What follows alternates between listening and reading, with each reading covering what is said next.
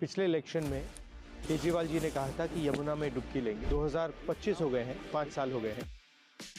Bharatiya Janata party की हरियाणा की सरकार ने दिल्ली में यमुना से आने वाले पानी में जहर मिला के भेज दिया है। जो पानी के सैंपल थे उसमें कहीं कोई जहर की मात्रा नहीं है। मैंने खुद पानी का आचमन किया है। कल नायब सैनी जी ने एक नौटंकी की।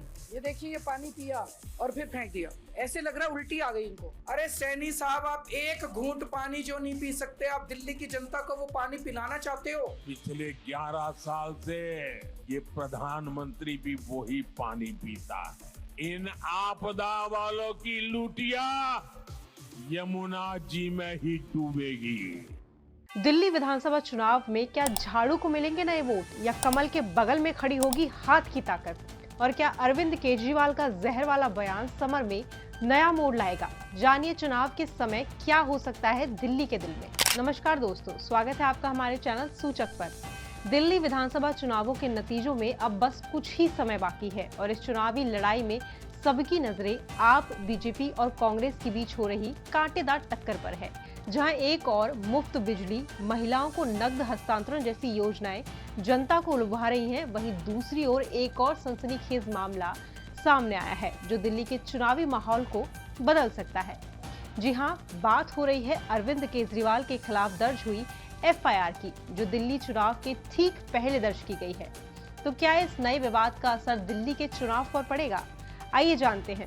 तो दिल्ली विधानसभा चुनाव से ठीक एक दिन पहले 4 फरवरी को दिल्ली के पूर्व सीएम और आप के राष्ट्र संयोजक अरविंद केजरीवाल के खिलाफ हरियाणा के कुरुक्षेत्र जिले में एफआईआर दर्ज हुई। ये एफआईआर एक ऐसे बयान के बाद दर्ज हुई है जिसमें केजरीवाल ने बीजेपी की हरियाणा सरकार पर आरोप लगाया था कि उन्होंने यमुना नदी के पानी में अमोनिया का स्तर जानबूझकर बढ़ाया ताकि दिल्ली में जहरीला पानी पहुंचे और लोगों की सेहत को नुकसान हो। इसके बाद उनका ये बयान उनके लिए ही भारी पड़ गया। भारतीय जनता पार्टी की हरियाणा की सरकार ने दिल्ली में यमुना से आने वाले पानी में जहर मिला के भेज दिया है। अगर ये पानी जो भारतीय जनता पार्टी की हरियाणा सरकार ने दिल्ली में भेजा है, इसके अंदर उन्होंने ऐसा जहर मिला के भेजा है जिसका दिल्ली में जो वाटर ट्रीटमेंट प्लांट्स हैं उसमें भी उसकी सफाई नहीं हो सकती।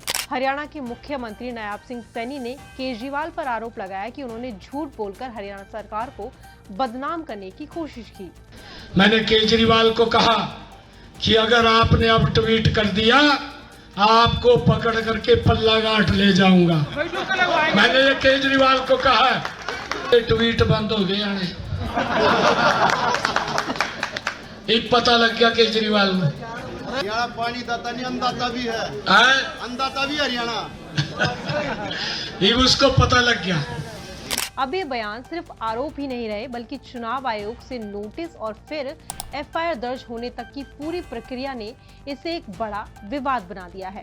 अब सवाल उठता है कि इस विवाद का चुनावों पर क्या असर पड़ेगा? क्या ये आपके खिलाफ वोटों की बगावत का कारण बनेगा या फिर ये बीजेपी की साजिश का हिस्सा है?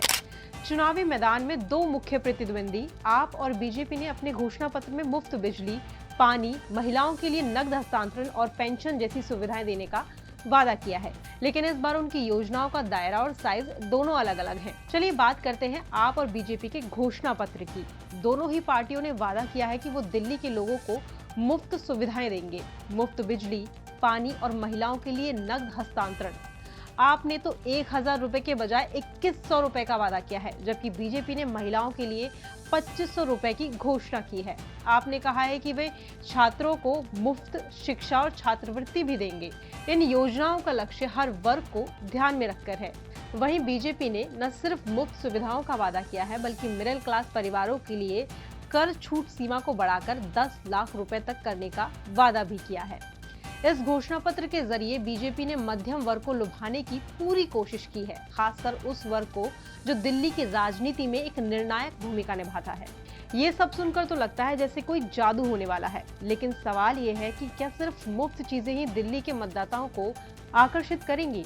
दिल्ली का मध्यम वर्ग, जो दिल्ली के मतदाताओं का सबसे बड़ा हिस्सा है, अब बीजेपी के पक्ष में झुक सकता है। इसके पीछे का कारण है हाल ही में पेश किया गया केंद्रीय बजट, जिसमें 12 लाख रुपए तक की आय पर 0% छूट का ऐलान किया गया है। क्या इससे दिल्ली के वोटर्स में बीजेपी के प्रति रुझान बढ़ेगा? क्योंकि आपको पहले भी सत्ता विरोधी लहर का सामना करना पड़ा है और इन आरोपों के बाद क्या वो इस बार फिर से जीत सकते हैं। लेकिन अब बात आती है दिल्ली के मुस्लिम और दलित वोटरों की, जो इस बार अहम भूमिका निभा सकते हैं। दिल्ली में 12.68 मुस्लिम हैं और 16.92 दलित वोट हैं, जिनकी सोच इस बार शायद थोड़ी बदल सकती है। आपके साथ मुस्लिम समुदाय का समर्थन पहले रहा है, लेकिन अब बीजेपी ने भी अपने वादों से उन्हें लुभाने की पूरी कोशिश की है, खासकर दिल्ली के उन क्षेत्रों में जहां मुस्लिम और दलित वोटर्स का दबाव है, जैसे सीलमपुर, माठिया महल, ओखला और मुस्तफाबाद। ये इलाके इस बार अहम हो सकते हैं। अब बात करते हैं महिलाओं की। दिल्ली में 71.7 लाख महिलाएं मतदाता हैं और उन्हें लुभाने के लिए दोनों पार्टियां अपनी पूरी ताकत लगा रही हैं। आपने महिला सम्मान योजना के तहत 2100 रुपए का वादा किया है, जबकि बीजेपी ने 2500 रुपए की घोषणा की है। महिलाओं की ये बढ़ती हुई ताकत अब राजनीति में एक गेम चेंजर बन सकती है। इस सब के बाद फलौदी सट्टा बाजार ने हाल ही में आपको दिल्ली में 38 से 40 सीटें जिताने का अनुमान जताया था। वहीं बीजेपी को 30 से 32 सीटें मिलने का अनुमान है।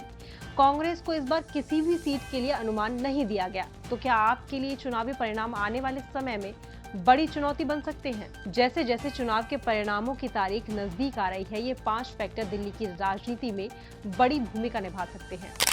क्या झाड़ू फिर से अपना जादू चला पाएगी या कमल दिल्ली में खिलने वाला है? क्या महिला वोटर्स का दबाव इस बार राजनीति की दिशा बदलने वाला है? और सबसे बड़ा सवाल, क्या अरविंद केजरीवाल के खिलाफ दर्ज केस का असर आपकी चुनावी संभावनाओं पर पड़ेगा? इन सवालों का जवाब तो चुनाव के बाद ही मिलेगा, लेकिन एक बात तय है, दिल्ली में 2025 के चुनाव परिणाम पूरी तरह से चौंकाने वाले हो सकते हैं। इस पर आपकी क्या राय है, मुझे कमेंट सेक्शन में अपनी राय जरूर बताएं। और अगर आपको ये वीडियो अच्छा लगा है तो लाइक और शेयर करना बिल्कुल ना भूलें और ऐसे ही और अपडेट्स के लिए हमारे चैनल को सब्सक्राइब करें। धन्यवाद।